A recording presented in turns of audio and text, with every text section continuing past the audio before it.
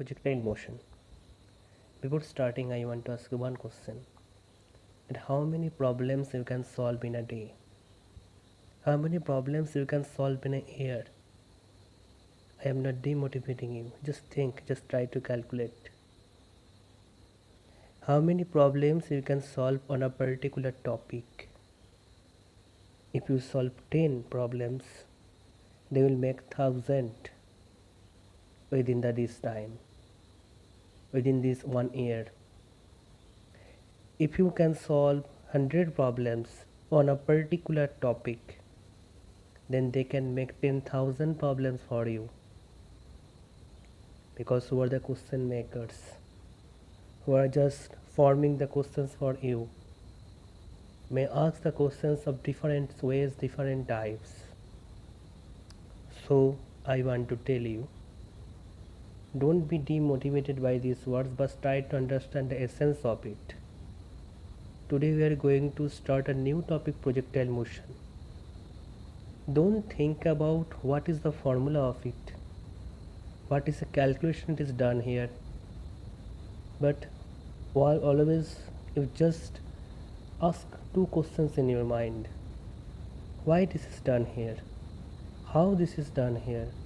Is anything else left to say that I have not said to you? Just think of it. If you find something, then comment in the comment section, so that you and me, both, we can say both are students. I am an educator, you are a learner, but both are students. So we'll start the projectile motions from the point of view that we try to understand each and every minute details of this topic, so that if any questions comes, our concept is so much strong, so that we can understand it, we can do it within a fraction of a second.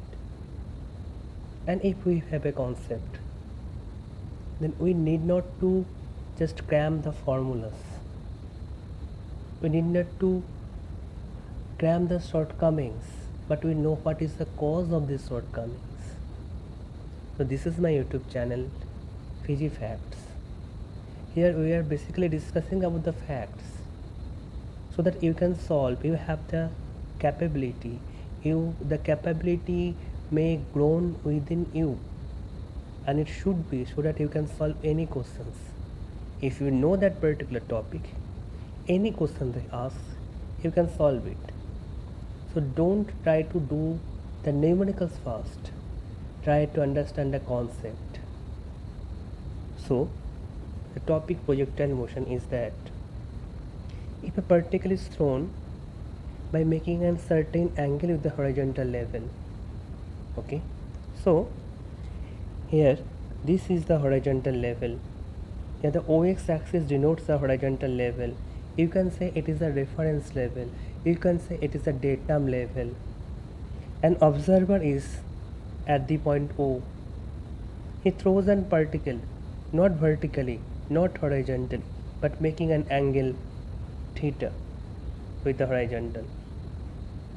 So what will happen? According to the method of resolution of perpendicular component division, we know it have two perpendicular components. One is along the x-axis and another is along the y-axis. Along the x-axis, the component, we can say it is u cos theta. We can say it is a horizontal component of the velocity of projection, and another is the uy, and it is called the u sin theta. It is a vertical component of the velocity of projection. Before going much further about this, just ask me one question. Why I have made the resolution into two perpendicular components?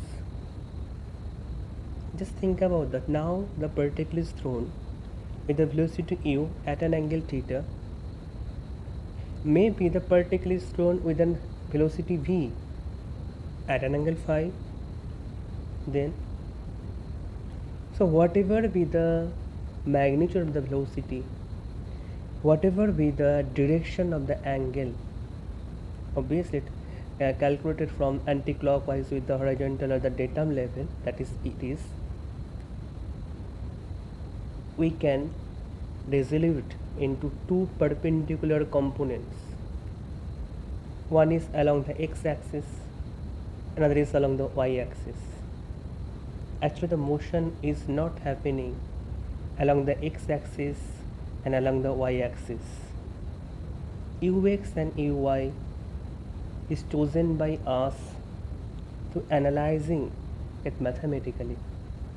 Actually, the motion is from O to A, then A to B. That is in two dimension in the xy plane. And the particle is thrown from a point O. It reaches this maximum height here, that is according to this figure at the point capital A, again strikes the ground or the reference level or the datum level at the point B. So this is the thing. So this is the projectile motion, because a projectile is thrown, in which direction it moves. Here the point of throwing and the point of striking both are at the same level. So we can say it is the projectile motions between the same levels. Now, all of we know that if a particle is thrown upwards or if a particle is somewhere else, if I neglect all of the forces here, that is here, if I neglect all of the forces, obviously here may be air, maybe airflow, maybe viscous drag, maybe another types of forces. But for the time being, we will just neglect all of these forces except the gravitational pull. Each and every point the particle is pulling downward, except the gravitational pull. We just consider the gravitational pull is only and only force is present here. The particle accelerates only for this force. Obviously later, as the lectures going on, as if we go to next parts, we will discuss about the airflow, we will discuss about the moving projectile, we will discuss about the other concepts, but for the time being, xy is a stationary reference plane, and a particle is projected in that stationary reference plane, which is not moving but which is at rest. So since the acceleration due to gravity is acting downward, so we can say the acceleration due to gravity equal to minus of g j cap, minus of g j cap, because this is acting along the negative y direction. So from now, one thing will follow, that if a particle, if we analyzing the time of analyzing the motion, if any dynamical quantity is along the positive y-axis, we'll consider positive, and the negative y-axis we'll consider negative, along the positive x-axis we'll consider positive. So now we just try to discuss with you the methodology, the characteristics which is applied here to analyze the motion, and why the projectile motion is different from the motion of a particle under gravity.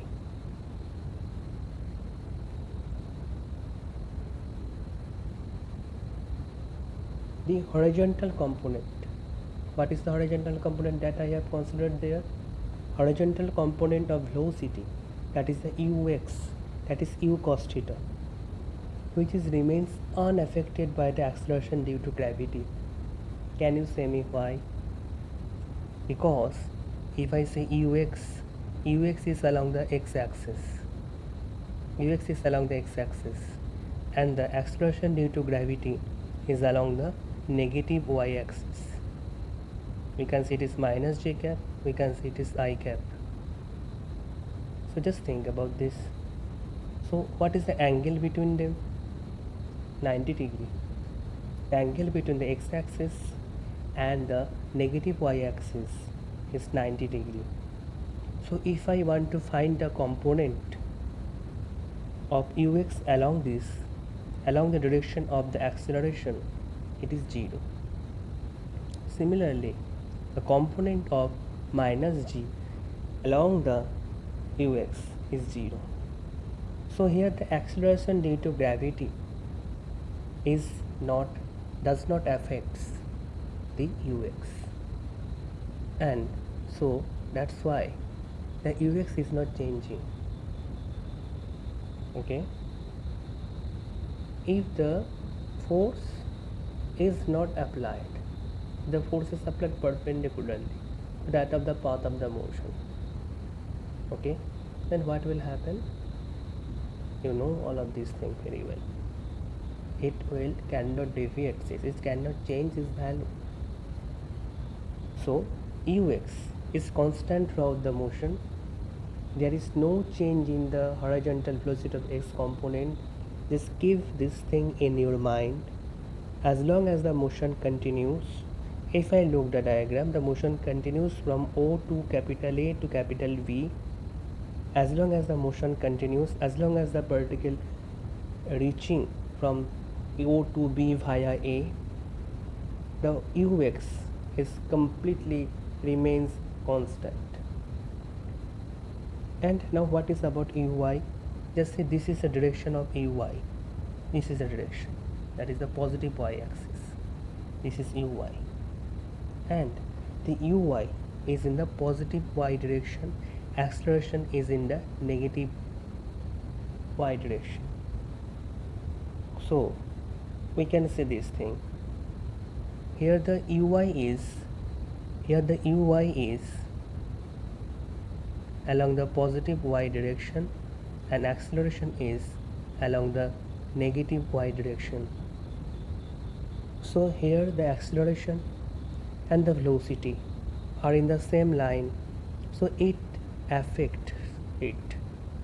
The acceleration to gravity affects the uy since it acts in the direction opposite to that of uy. So the value of the uy will decrease. Here the g acts as an retardation. So as long as the particle goes off, its uy, that is y component of the initial velocity, will decreases, and it will acts on it, the acceleration due to gravity acts on it until the value of uy becomes 0. But the ux is completely remain unaffected. It will not change. So if we try to draw these two things separately, okay, if we try to draw these two things separately, but these are the mathematical analysis. This is not the actual thing. We divide this u into two components, ux and uy. After that we start analyzing, but the particle actually follows this path, and that is in the xy plane. Okay, so just see, if I try to analyze into two different ways, one along the x-axis and another on the y-axis. At first we try to consider a particle reaching from O to A, that is the vertical reaches, that is the upward motion, okay, from O to A. Look at this diagram, that this is the O, this is A, and this is B. As long as the motion continues, the ux remains the same, it is not changed. X component of the initial velocity will remain same, but since that I have told that uy is acting in the positive y direction, the acceleration due to gravity acting along the negative direction, that's why the g decreases the value of uy, that is the y component of the initial velocity. So it continuously decreasing and becomes 0. Just see the arrow here. Here length of the arrow is like this. Basically it denotes the magnitude of the y component of the initial velocity.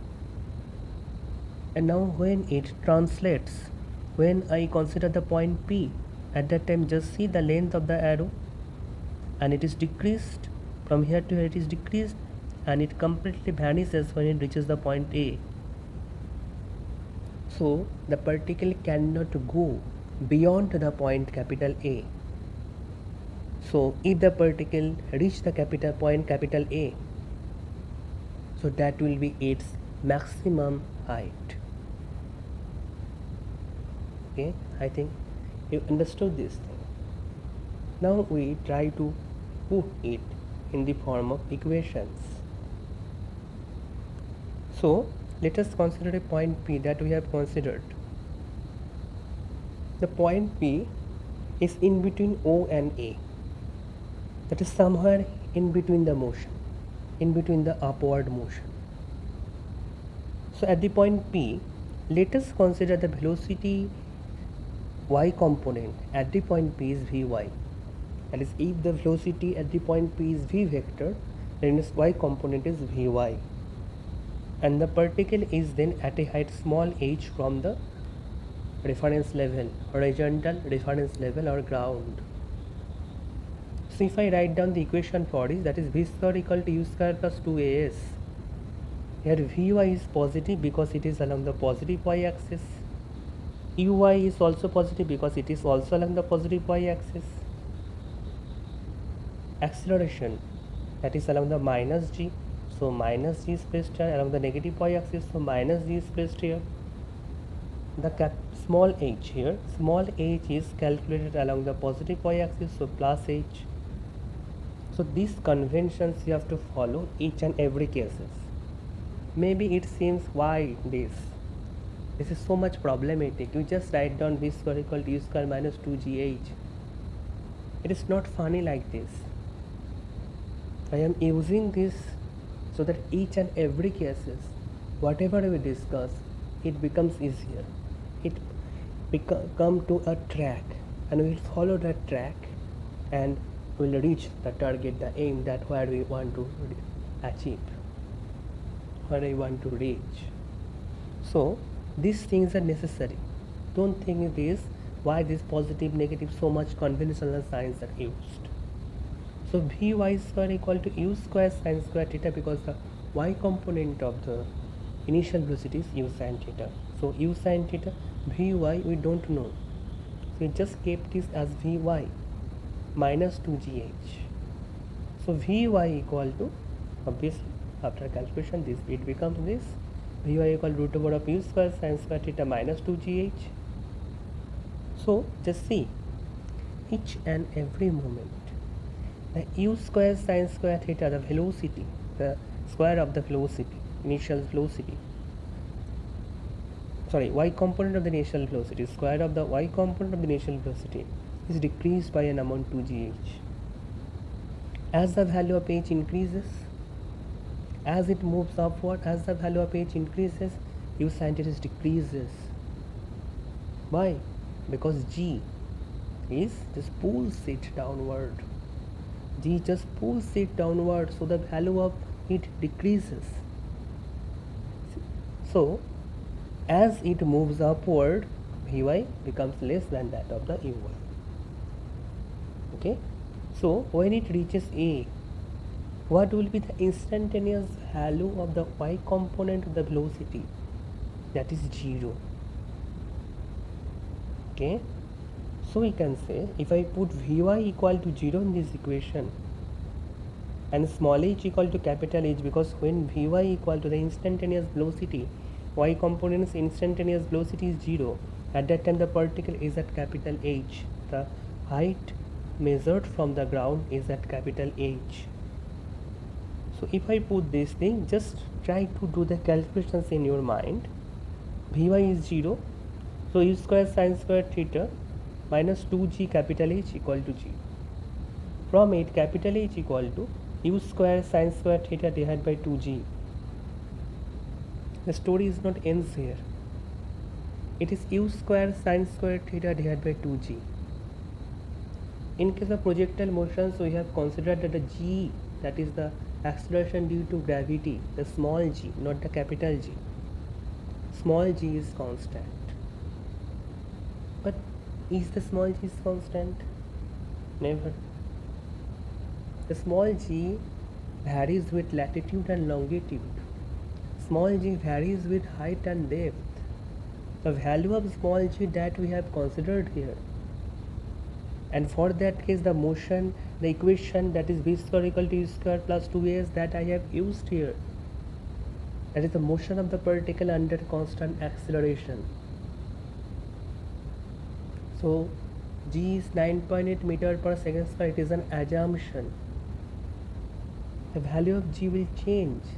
At different cases, the value of g will change, the acceleration. The value of the acceleration is not g always. It is different in different cases. But now for the time being, we consider that g is a constant. At 45-degree latitude, at average sea level, the value of g that we have considered, that is 9.8, that is constant. Since that is constant, so we can say that is the capital H equal to u square sin square theta divided by 2g. So we can use the equation of constant acceleration. Not only that, another outcome that I want to tell you, after that we discuss about this expression in the next video lecture. That is u square sin square theta, it is the uy square. So up to which maximum height the particle will reach, where the capital A point will be situated, that is governed by uy, y component of the velocity. There is no contribution of the x component of the velocity if the g is constant.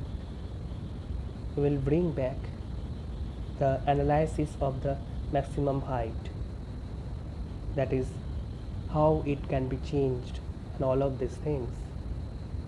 Okay, we just remind all of these things. You may pause the video, take a note in your copy, handwritten note, because it is very much important to crack any national level exam. You just write in your own words, repeat these things. If you have a slight little bit problem in understanding, repeat this as much time as you can and make a note. Thank you.